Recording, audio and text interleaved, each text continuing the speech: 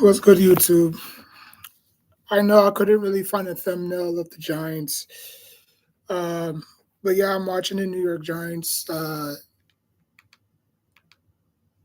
watching the New York Giants, as you can see.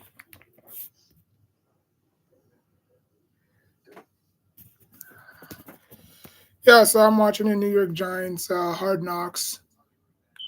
Um, to me, I think the New York Giants.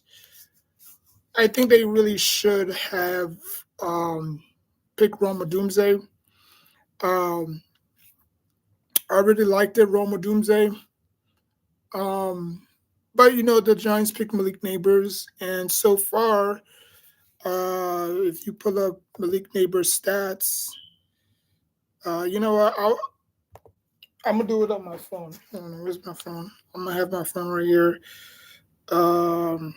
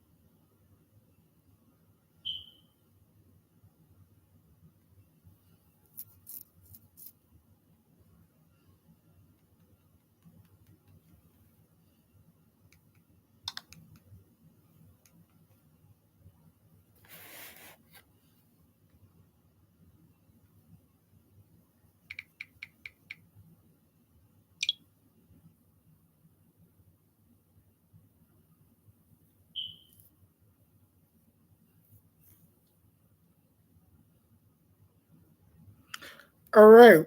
So, looking at Malik Neighbors' stats, and I'm gonna play the video.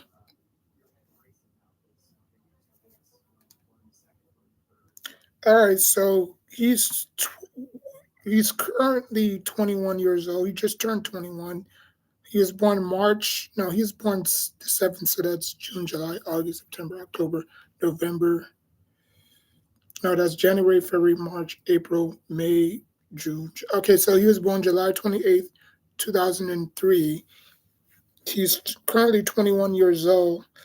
Um, he has 39 receptions, tied eighth. Okay, he has 427 yards, 14th. He has three touchdowns. That's tied for 14th, and he averages 10.5, and he's 137th. Um, so looking at his stats, um, game one against the Minnesota Vikings, he only had five receptions, seven targets for 66 yards, no touchdowns. Game two against Washington, he had 10 receptions for 18 targets, 127 yards, one touchdown in the loss. Uh, Game three against Cleveland, had eight receptions. He had eight receptions for 12 targets, 78 yards, and two touchdowns in a win. And obviously, the two teams that he lost to was in division opponents. Dallas 21 to 15, 12 targets, 15 or 12 receptions, 15 targets, 115 yards and no touchdown. And he averaged 9.6. He averaged 9.8, 12.7, 13.2. And then obviously the loss against the Philadelphia Eagles, four receptions, eight targets, 41 yards, no touchdown. And that's it. So when he's away, I mean, versus the NFC East or versus the NFC, it doesn't really say NFC East. It just says NFC. Versus the NFC, he has 31 receptions, 48 targets, 349 yards, and one touchdown. Away, when he's playing away from home, he has 18 receptions, 30 targets, three touchdowns. So he's more effective when he's on the road, which is weird. That's been the Giants' whole MO this year. Um, but yeah, let's see what they have to say.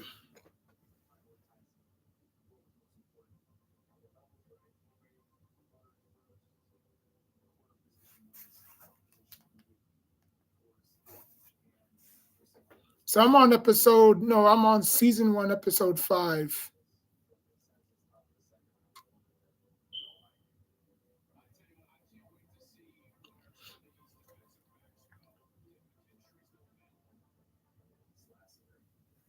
Yeah, I really like the Kool Aid. Kool Aid was my favorite cornerback, but they didn't take him, obviously.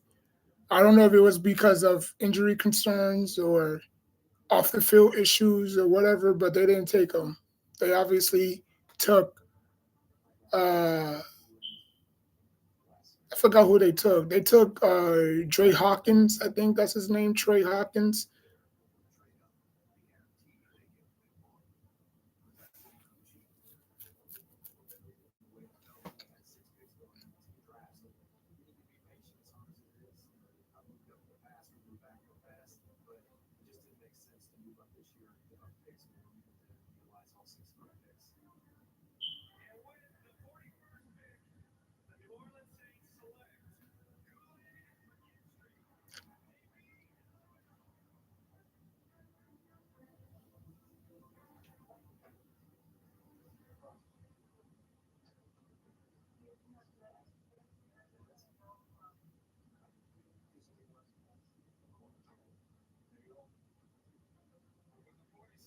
It's crazy how this whole draft process is set up.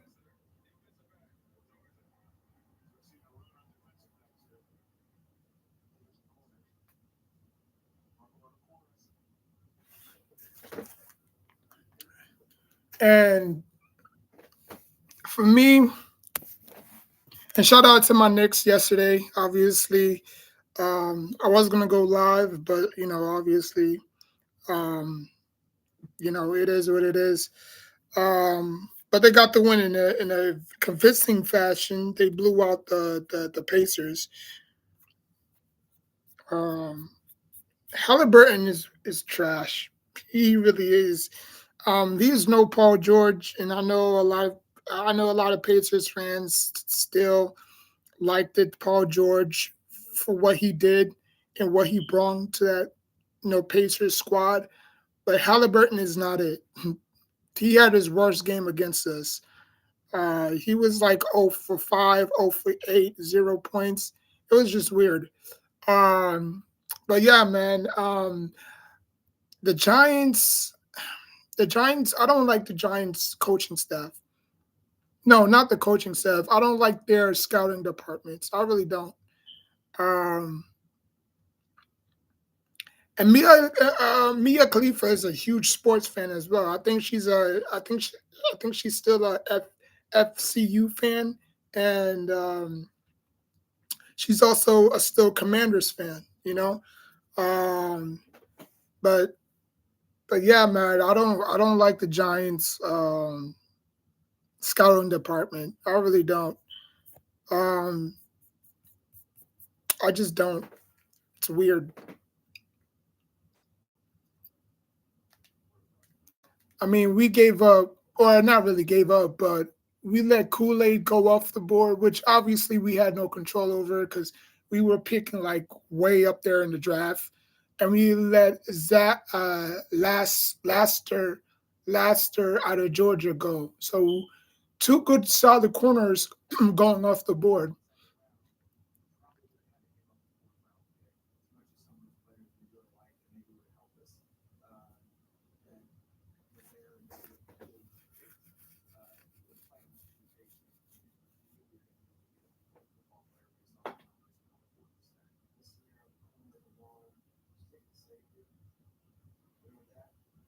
I'm still blown away that they let Xavier McKinney walk because that was their best young free safety. And then obviously they got Tyler Nubin.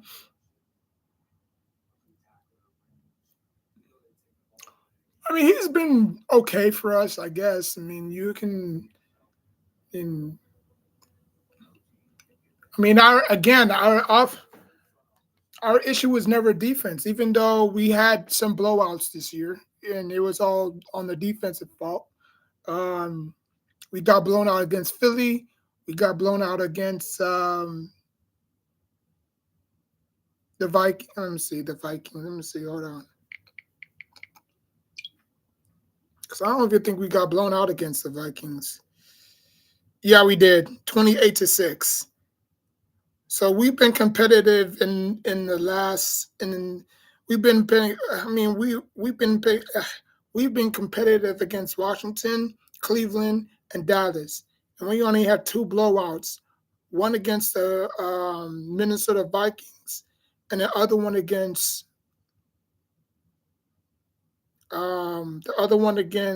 Philly. So out of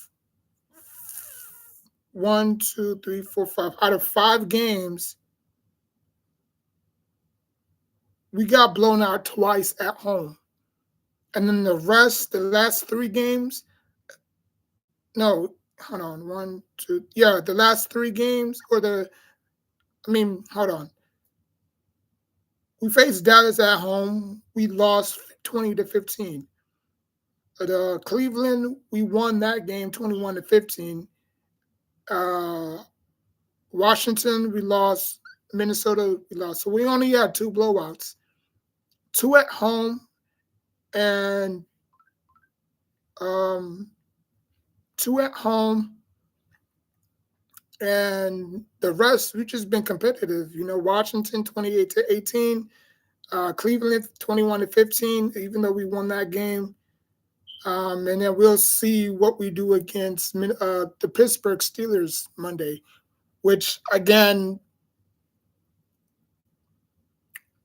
I did say that we was going to win that game. We was going to lose that game, I should say.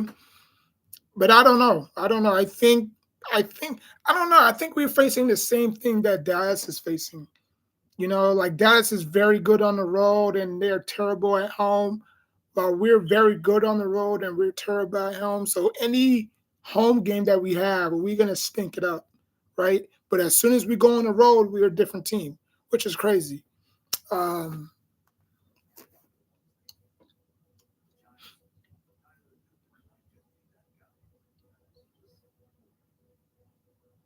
I mean, for me, I hated the draft class, to be honest with you. I think if they would have picked either Roma Doomsday or Marvin Harrison, I would have been ecstatic. But obviously, Marvin Harrison was off the board, so it was only between Roma Doomsday and Marvin Harrison. So they took more flashy approach as always. That's always been the Giants' mo, taking the flashiest player. Like sexy is not gonna win you games. Like they'll put like they put butts in seats, but it's not going to win you games. You know, like when we had Victor Cruz, Hakeem Nicks, Mario Manningham, they didn't make all these. I mean, they weren't flamboyant players. They was players that did their job. And I was trying to find a thumbnail, but obviously, I would have to come back probably sometime and find a good thumbnail because I couldn't really find a thumbnail that I wanted to put on there. So I just put, Mia Khalifa, because she is a huge sport fan. So that's pretty dope. But anyways, but yeah, I mean, I'm not poo pooing on the Giants. Like I'm not really poo pooing on the Giants draft class, but I'm just saying like look at that draft class and you can't you can compare that draft class to 10 years ago. 10 years ago we had Andre Brown, who was not really that bad of a running back. We had Jane Bromley, who wasn't really that bad of a of a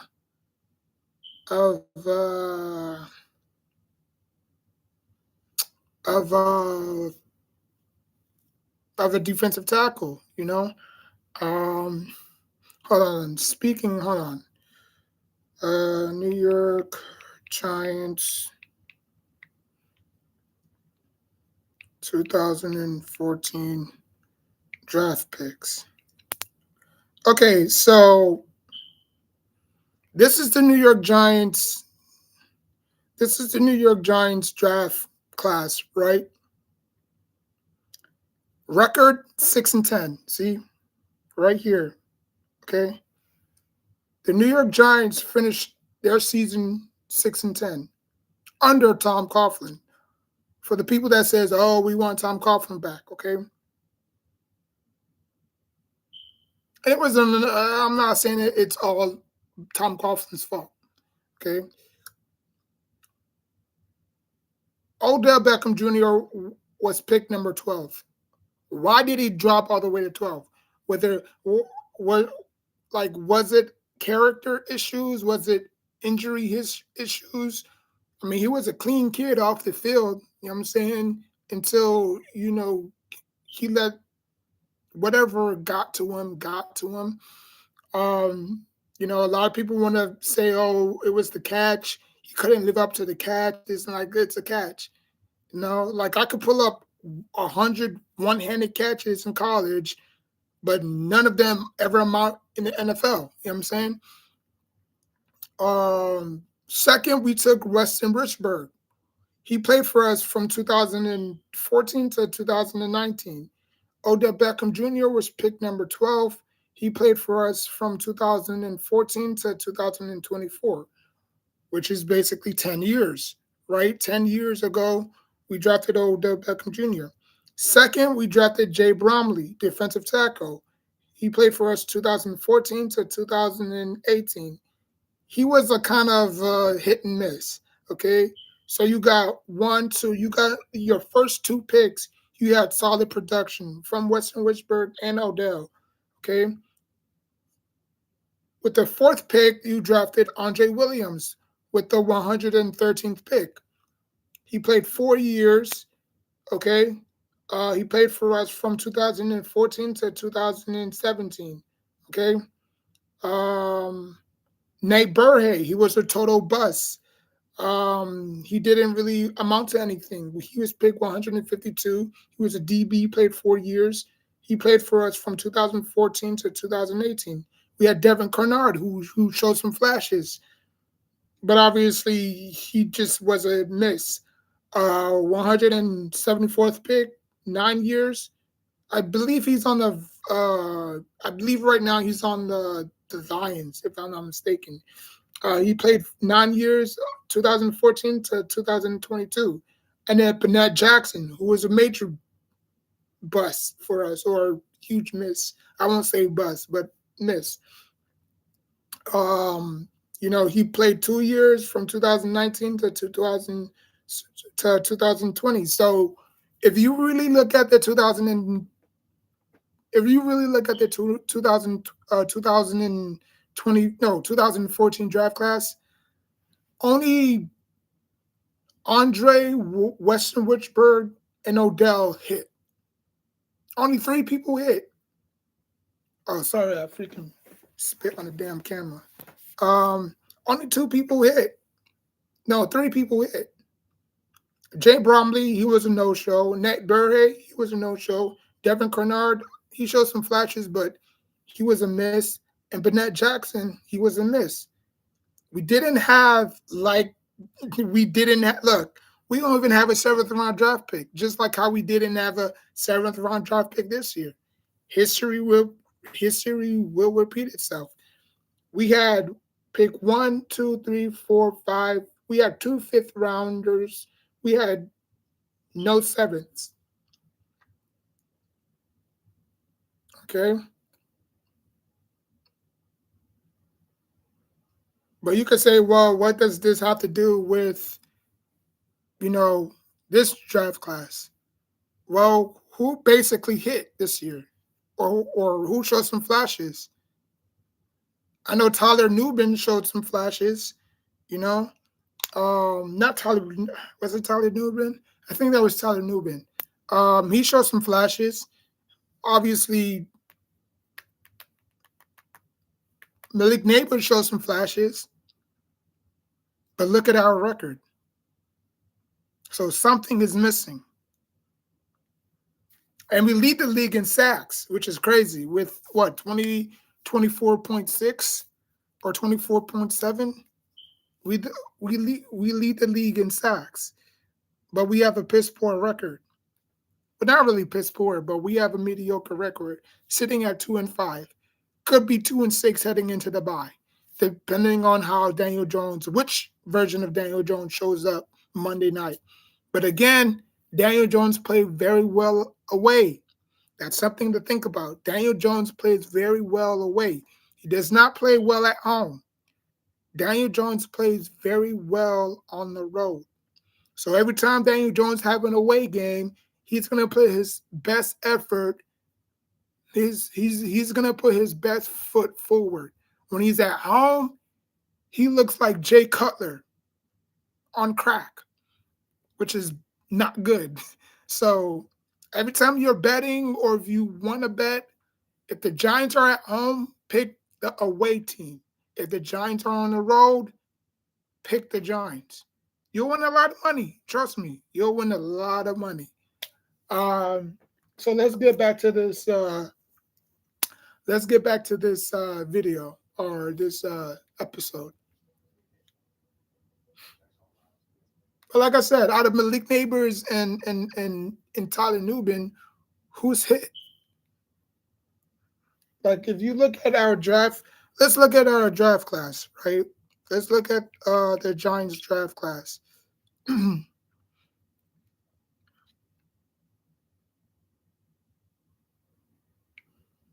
I went to 2009.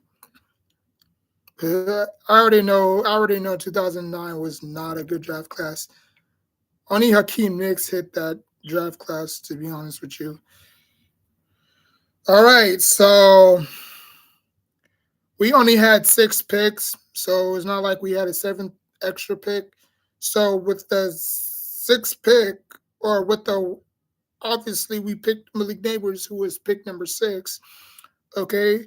Second, safety Tyler Nubin, cornerback. No, Andrew Phillips. There you go. Andrew Phillips is the one who's playing real good for us. So we had wide receiver Malik A. Neighbors, second overall. No, 6 overall. Second overall, we had Tyler Nubin. Second overall, pick 47. Third round pick, we picked Andrew Andrew Phillips out of Kentucky, Tyler Nubin out of Minnesota, Malik Neighbors out of LSU.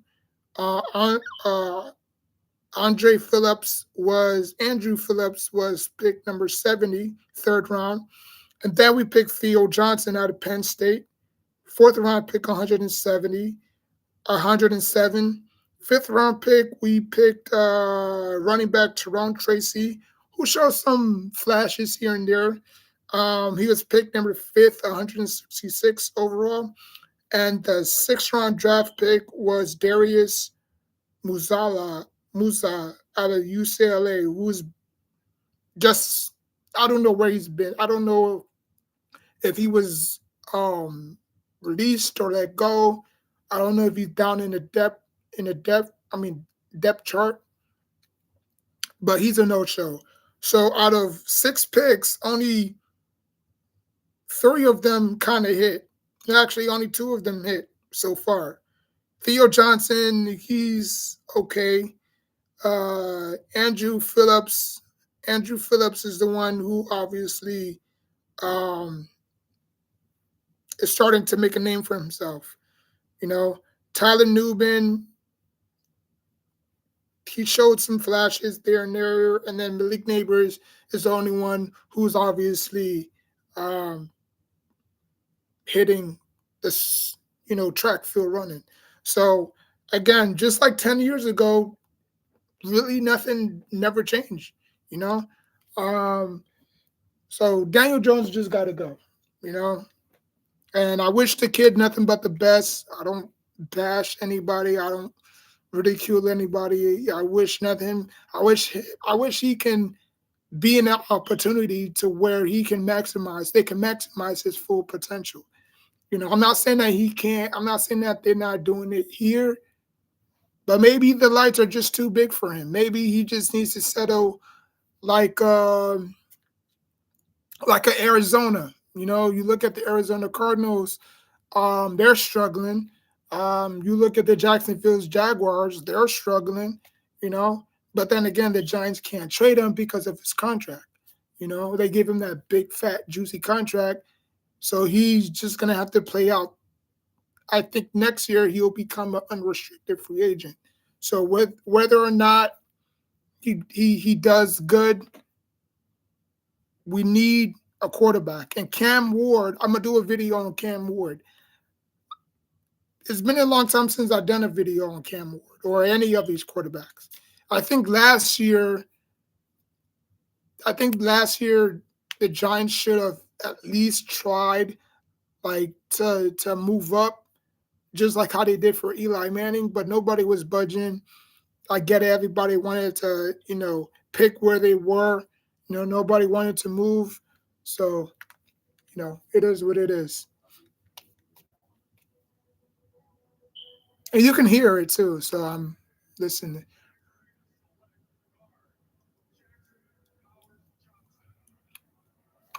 Because I remember when the Giants used to hit free agency like it was nothing. It was like candy. It was like a kid in a candy store, like just taking things, you know. I mean, they had a way that they went about drafting and developing and taking players from free agency to better their team. Now it's like you paid um Darren Waller all this money. He was a huge disappointment. Not Theo Johnson, Brian Burns. Now that Kayvon Thibodeau is out, you're going to see Brian Burns explode more because I don't think they two work together. I really don't. You can see it. Their chemistry is off. Maybe it'll take some time over a year. Like maybe next year when they, learn how to play with one another, we can have our one-two punch like how we had with OC and Tuck, you know? But for now, I don't think they play well together. I really don't. You could say probably chemistry wise, they need to get, familiar with playing with one another. Maybe next year, like I said, maybe next year they'll be our our 1-2 punch, Um, but now that Kayvon Thibodeau may need surgery, look out for Brian Burns. I think he's probably going to explode this year in a big way, in a good way. I think he's going to finish the season with 11 sacks. I really do. Um, because me seeing him and Kayvon Thibodeau in the same field together, it was not good. Like their chemistry was way off. Like it was bad.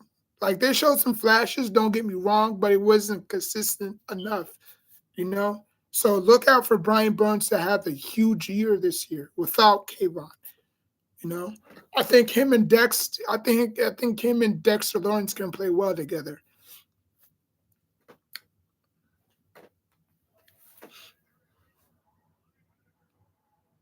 They have a girl scouting too.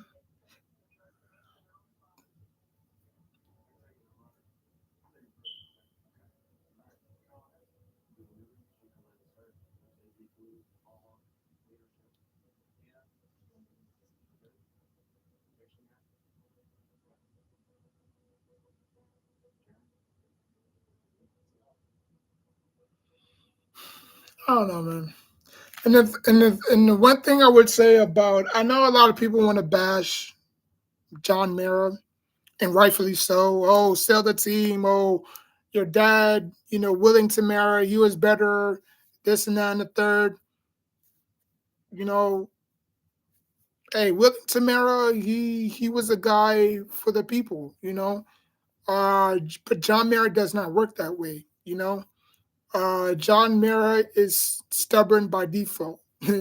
You know, like he's never gonna change his philosophy to better the team, you know.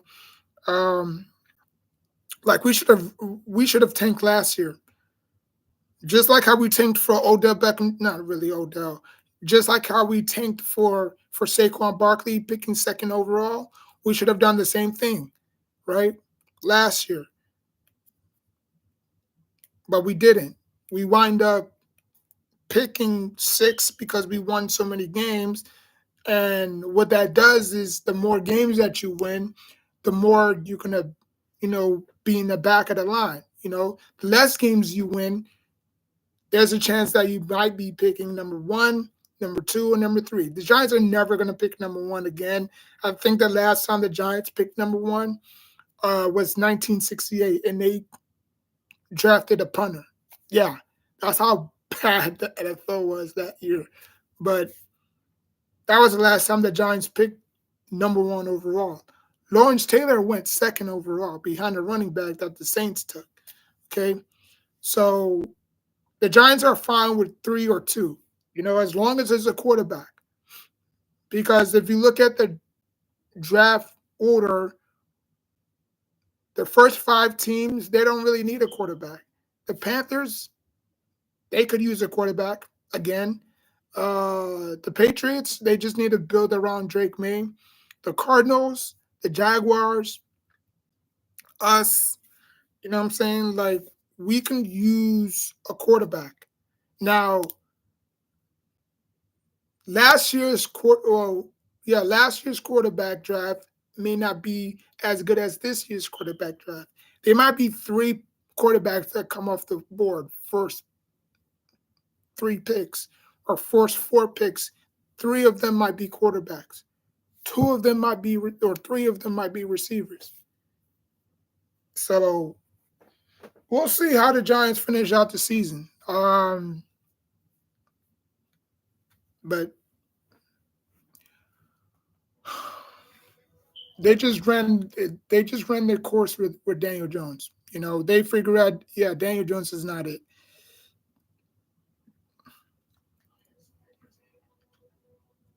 And I've been telling y'all asses. I've been telling y'all Daniel Jones wasn't it.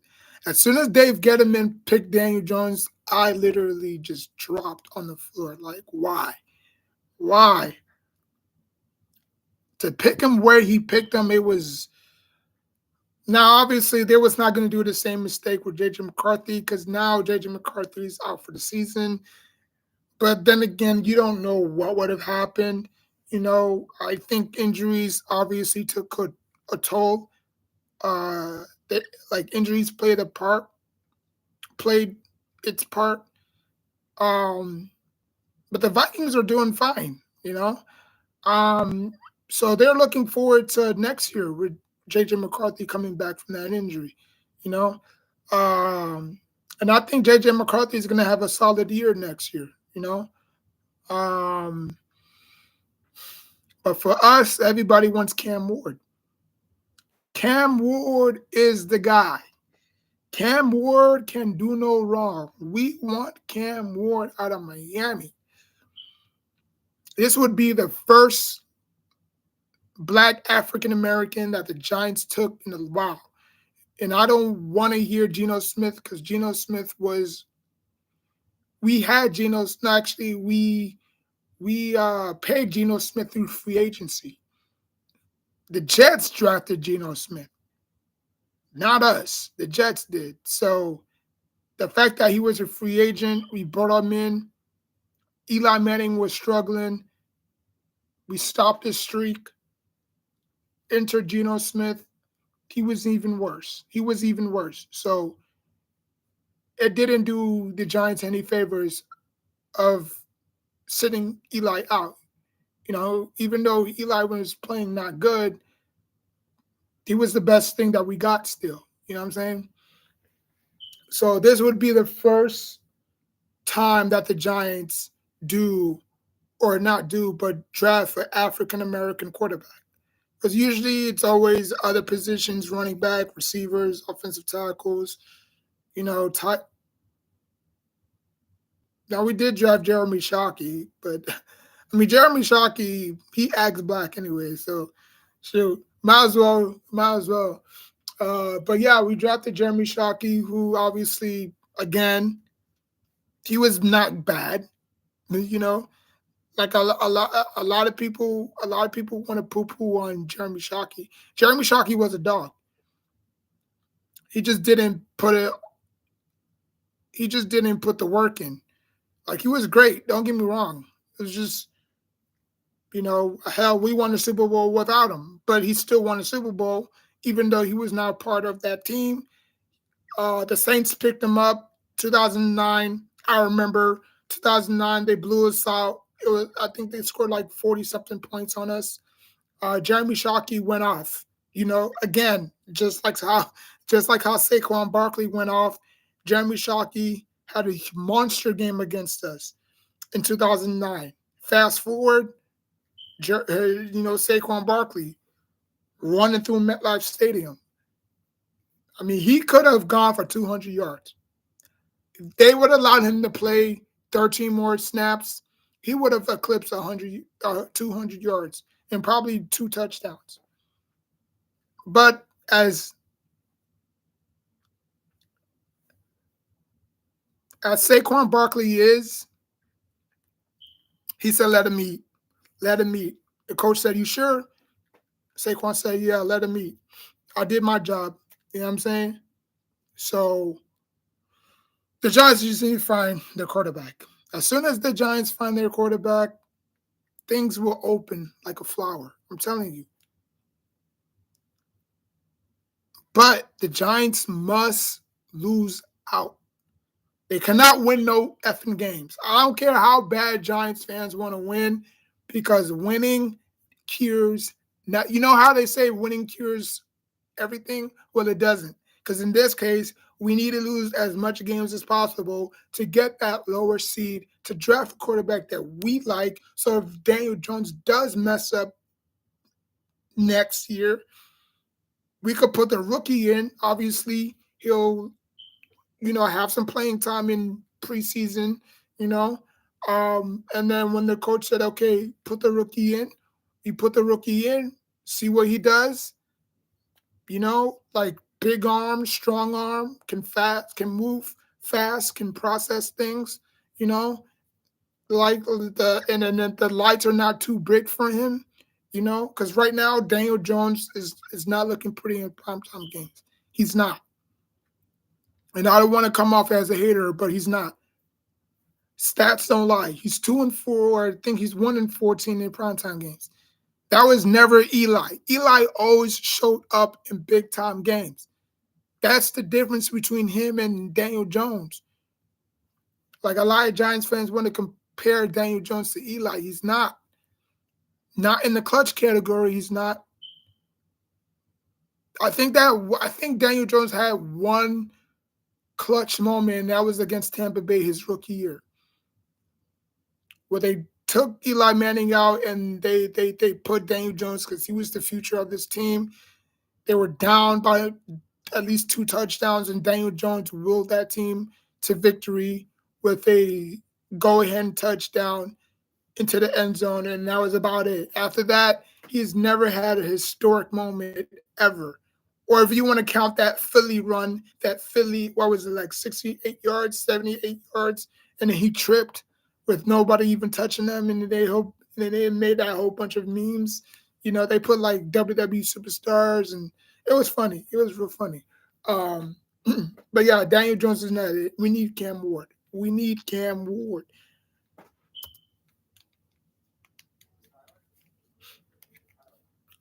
But again, the Giants cannot win no games. I'm being dead serious. If the Giants win Monday night, notice that they're not even trying to find a quarterback. They're happy with Daniel Jones.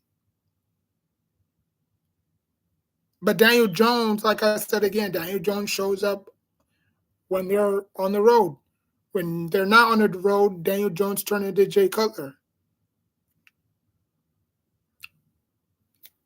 So watch Monday night. Watch how him and Malik Neighbors do patty cake with the football. Watch how they, oh, this is a different Daniel Jones we see.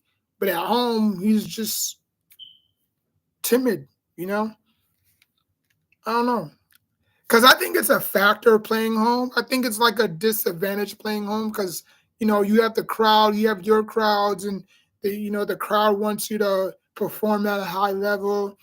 Maybe it's a mental thing for him. Maybe he feels comfortable playing on the road because he doesn't have no pressure. What pressure do you have going on the road? Nothing. The crowd is not with you. You don't feel no pressure. The crowd is not there because those are their crowd. You know what I'm saying? So when you go to their home turf, the crowd is booing you. They're not cheering for you, or they're not hoping that you do well. They're cheering against you. So I think that's what made Eli so good is that not only he could play well at home. I mean, yeah, he had a few stinkers at home. 2008. Obviously he was missing Plaxico Burress. He threw three interceptions and he cost us the game. And then the Eagles won 23-11.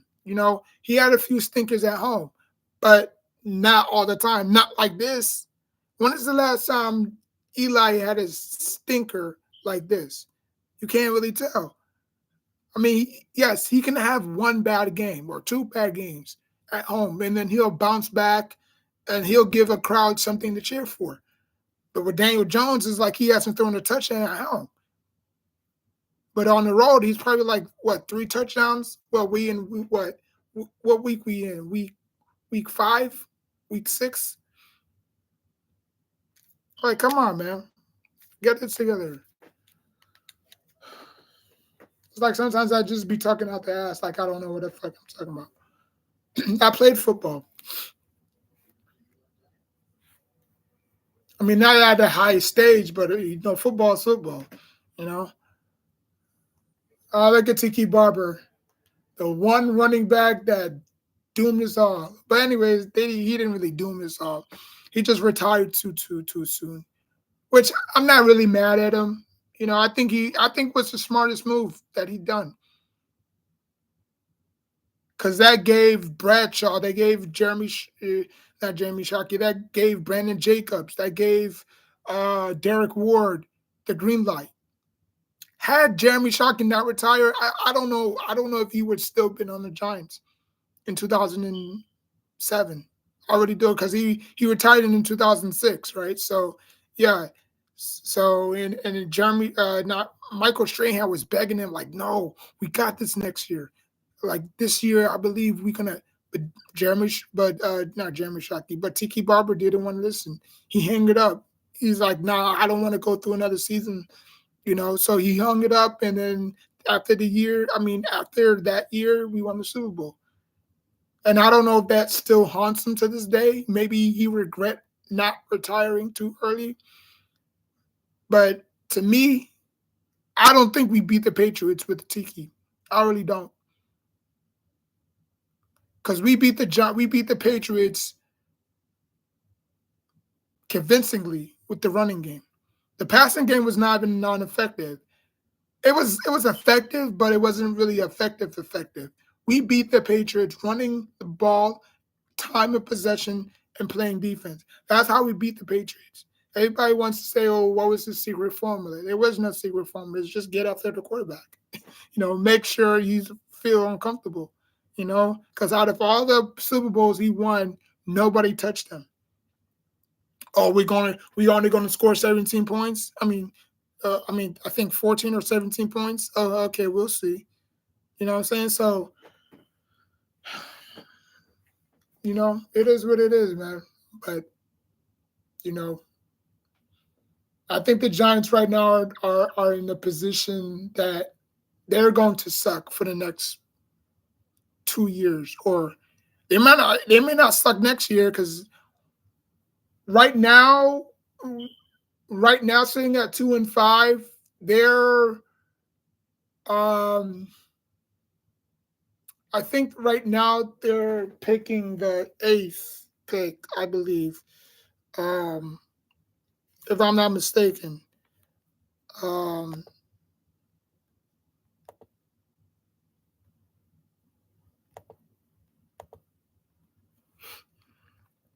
Hold on, let me see. I'm gonna let this play.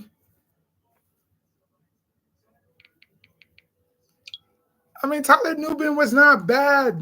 I mean, he kind of reminded me of Tyler Slash. Yeah, I remember Tyler Slash, who we picked, but obviously tragically passed away. He reminded me of him. I mean, what they said. I mean, what the report said about Tyler Slash. He was a ball hawk out of Iowa. You know what I'm saying? This and that. You know, and you don't really have to pick big time schools all the time. That's the thing about scouting. You could go to small schools, you can go to big schools, you could go to Alabama, you could go to LSU, you can go to Michigan, you can go to, New Mexico and find players. There's talent everywhere in the NFL. But if you don't have the scouts, if you don't have the right personnel to go out there and scout great talent, then your team is never going to succeed. And I think under Tom Coughlin, we had the best scouting department ever. Ever. We had the best scouting department.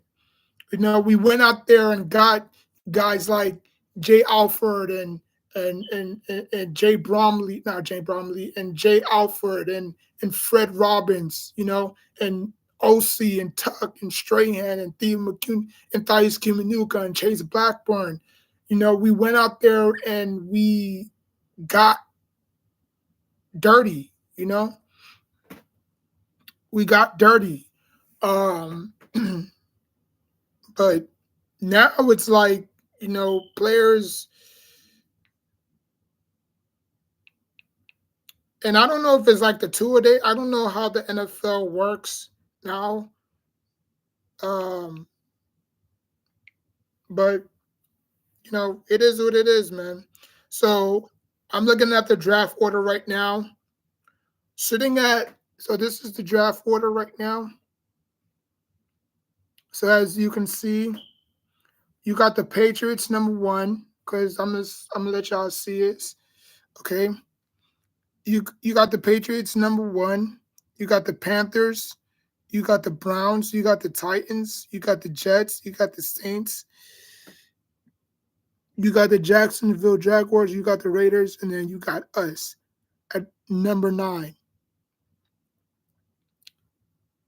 Now, if the Giants continue to lose, because I think after this we have our bye.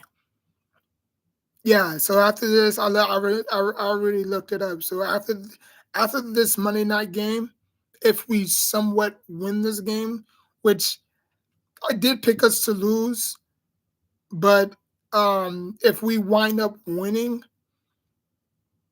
because the Steelers are sitting well right now, I think they're like 5-2, so they're the opposite record of us. We're 2-5 and they're 5-2, so they can't afford to lose this game. They really can. We have nothing to lose at this point.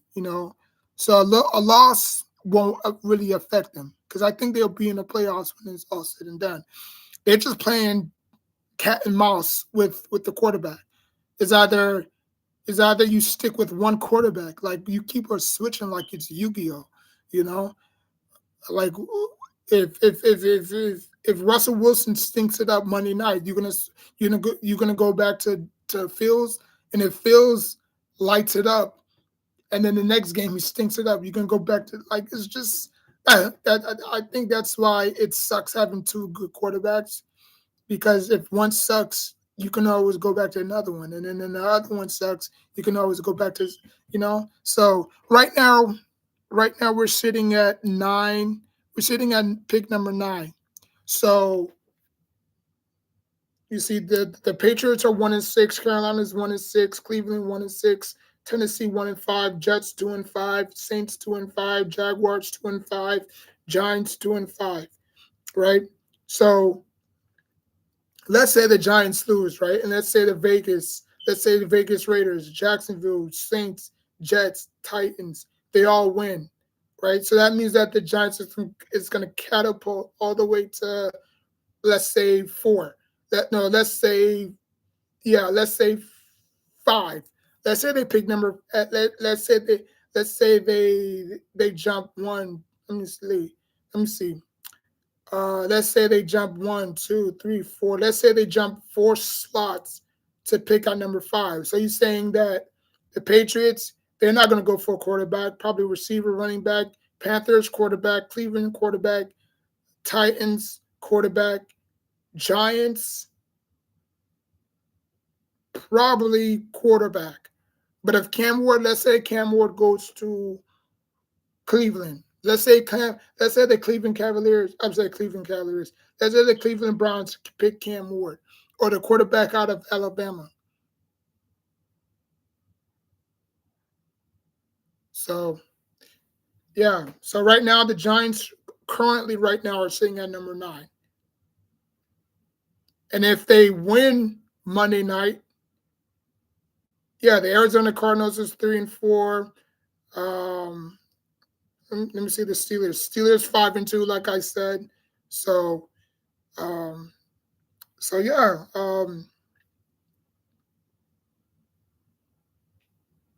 So yeah.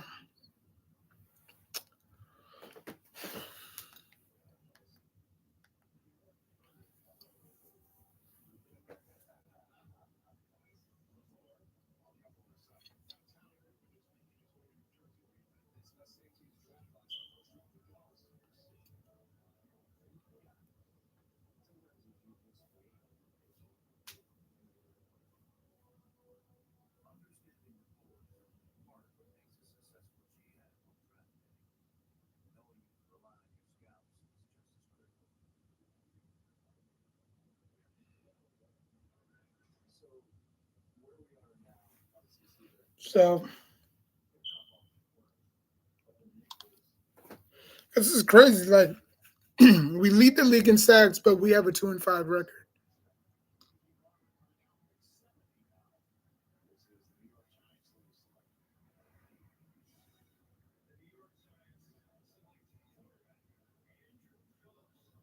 Really, that's how you spell Andrew, Adure. I mean, you can spell Andrew different ways. Uh,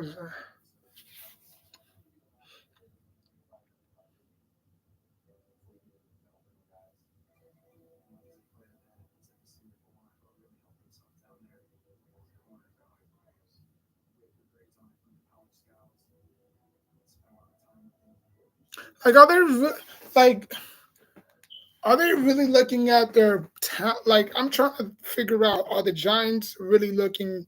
Are the Giants scouters looking at their talent or their production? Because if you look at their talent, you you're never gonna get far, man. Like you should always look at their production because their talent is always gonna come. You know, I mean, I think these giant scouters just look at their talent, and think that's gonna cross over. You know, right now Tyler Newbin has been man. You know, I mean, I haven't really heard his name pop out a lot. Andrew Phillips, I heard a lot. I think he had that one good game against Washington. Um, or I think it was against the Browns. No, I think it was against Dallas. One of those three teams. He had a good game. Um, he had a lot of tackles for loss, a lot of breakups. But Tyler Newbin, I haven't really heard much about him, to be honest with you. Him trying to take over for Xavier McKinney. I mean, think about that. We could have had Xavier McKinney and Kool-Aid. But again, the way that we were picking, the spot that we were picking, we would have to trade up. Listen, do what you can, do what you must. Like nobody's gonna ridicule you. Oh, the Giants traded out to get because in the players' eyes, they thinking like, damn, you doing all this just to put, you doing all this just to get me. Okay, when you pick me, I'm gonna return the favor. You know, like we could have had our best cornerback since Corey Webster if we drafted, Kool Aid. You know what I'm saying? To go alongside with Banks. So we could have had two good cornerbacks, even though Banks been cooked this year a few times. But like every time Banks go up against CB Lamb, he's always getting cooked. Or these big tall receivers, he's always getting cooked. But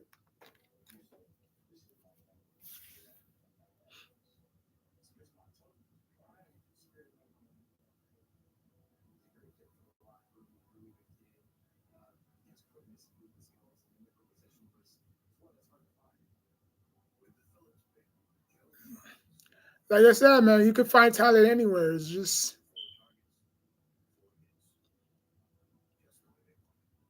you just gotta coach them up. Have the right personnel guys to coach them up. Have the right coaches, tight end coach, cornerback coach, safety coach. You know, that's why I gave this draft class a C plus because I didn't really think nobody in this draft class was gonna pop outside of Malik Neighbors. You know,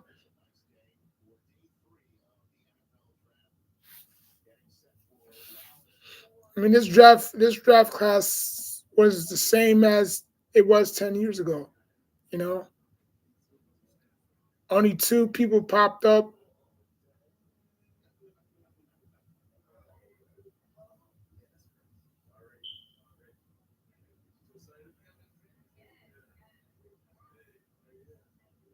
Dexter Lawrence, and Dexter Lawrence is a big ass dude.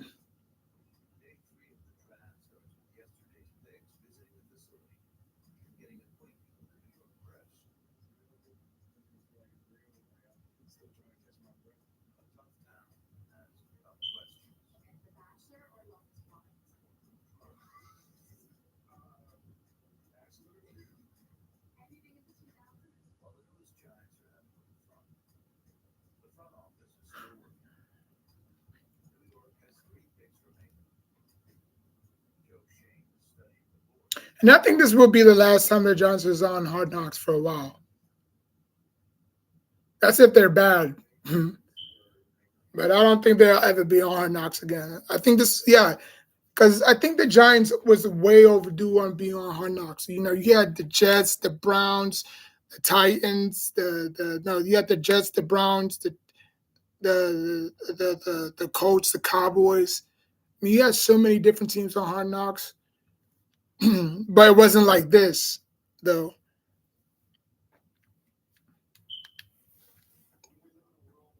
Oh yeah, Tom Brady running that 40, boy. I mean, imagine if the Giants took a flyer on Brock Purdy, because nobody picked Brock Purdy, to be honest with you. I don't think people think that he had like a subpar arm. He wasn't really that fast. You know, but he had that it factor. That you can't coach or teach.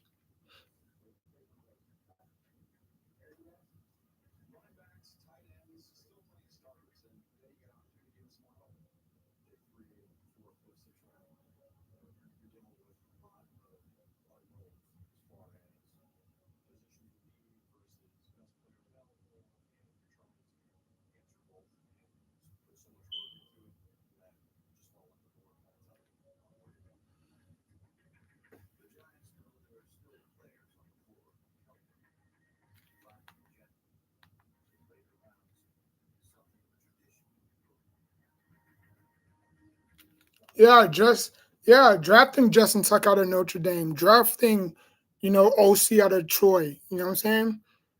Um, just finding these gems that nobody really see. That's what the Giants was all about. Finding players that can fit our mold, and you know, finding teams or finding players that can fit our team and help us win. You know, But now is like, I don't know, man. I don't know. This team like completely fell off. But every bad team, or not every bad team, but every team is gonna have to go through stuff like this. I mean, look how long the Lions sucked. Look how long the Browns sucked. Look how long the Vikings sucked. Even though the Vikings had a few good years with Brett Favre and Dante Culpepper and Randy Moss. You know what I'm saying? Um, but you know what? Fans still show up. Fans still support. It don't matter how bad the team is. They'll always support. They'll always support. So yeah, I mean, 1 hour on this thing. Um, but yeah, man, it's just I mean, finding Notre Dame. I mean, not to know Notre Dame, but I would like the Giants to draft players out of Notre Dame. I know we had a lot of success, or we had little to no success drafting players from Notre Dame outside of Justin Tuck. Drafting Justin Tuck, where we picked, you know, um, we didn't know he was going to contribute right away, but he did. And Notre Dame has always been this great college school, that produces a lot of good talent. You know, I think Milton. No. I think Millington went to the Ravens, the free safety. That I wanted the Giants to pick him, but obviously he went to the Ravens. He came out of Notre Dame.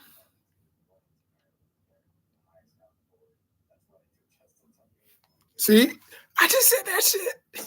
I didn't even see that shit, to be honest with you. Oh my God, I just said that shit. Listen to what he says. I was just speaking about Justin Tuck. John Harris got good stories about like why they took Justin Tuck. It's because Wellington Mara went up there and he was the highest guy on the board, and that's why they took Justin Tuck. They were going to. Yeah, and what Justin Tuck did for us, 2 Super Bowls, a lot of sacks, a lot of like, come on, man. Like, we don't have a Justin Tuck, and Brian Burns is not no Justin Tuck. Can he be? Sure. If he put the work in. Now, like I said again, now that Kayvon Thibodeau is out on the shelf, look out for Brian Burns. He's gonna have a lot of sacks this year. A lot.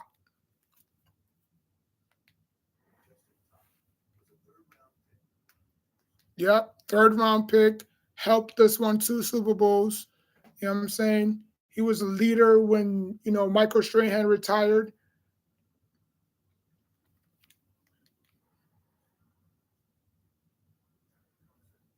Harry Carson, which I believe the Giants should have retired Michael Strahan, not Michael Strahan, um, Justin Tuck's jersey. But maybe he didn't want his jersey to retire. Who knows? Because why would you retire something that's just gonna be there? Not usable. Kind of like how Carl Banks. They asked Carl Banks, you want the number 58 to be retired? He said no. Let that jersey live on. Let somebody else who's gonna put the effort in, time in and time out, game after game, every Sunday. And we've seen Antonio Pierce wearing number 58, Devin Kennard wearing number 59. John Beeson. No, actually, John Beeson wore number 52. But if you bring up, if you bring up number 58, we all think of Carl Banks. We all think of the head coach for the Las Vegas Raiders, Antonio Pierce. Like, he was qualified for the job, but I don't think the Giants really eyed him out. You know what I'm saying? Like, a lot of Giants fans wanted Brandon Jacobs to be our running back head coach. AP, and Antonio Pierce to be our, head coach. But the Giants wasn't looking in that direction because they didn't want team play. They didn't want players that play for the team to coach the team. you know.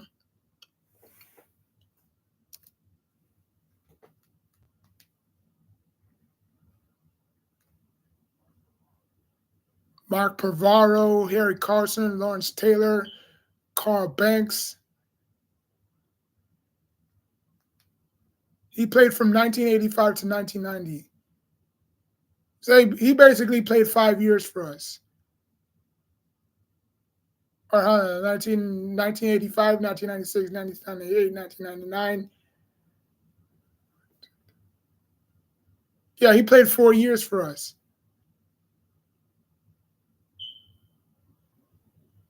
He played 4 years for us. 4 or 5 years for us. Once a Giant, always a Giant. Willington. And then they picked Theo Johnson. Again, he was okay, I guess. I mean,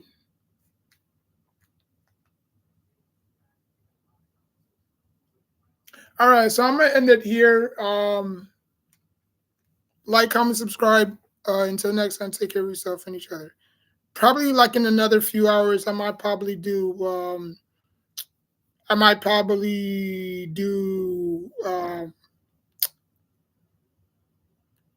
2K. So yeah.